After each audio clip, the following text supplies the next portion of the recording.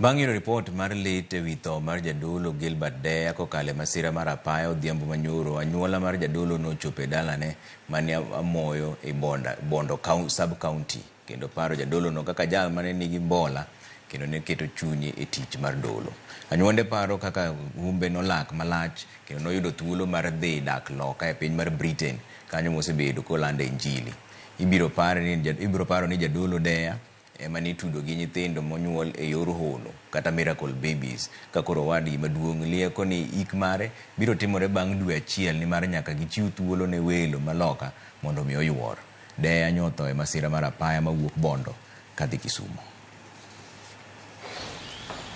Achopo Kombewa to tera e Muchari mayudo ka Bishop onindo kendo tho. Ayudo ka wiye obarore kendo iye dhoki chino wuok gi bondiye gi oko gimoro nyochuo bondiye. Ang'e kaka ng'at mowar ma jayalo nikech ka Nyasaye nowaro minwa to nyithinde duto te nodonjo e wach Nyasaye. Koro Bishop ne yalo wach Nyasaye, osebedo kobedo gi wach Nyasaye e Kenya ka nyaka koro no fly modhi Britain. Nyathwa nasedago mang'eny pok aneno makosa moro kuome. Omiyo kawuono ka wach nyopo ka saa 12 gi nus godhiambo ni Gilbert Olwanga dad motho nomaka gi wara. To Gilbert onge chuny marach. Gilbert onge richo moro. Gilbert onge wach moro gi ng'ato.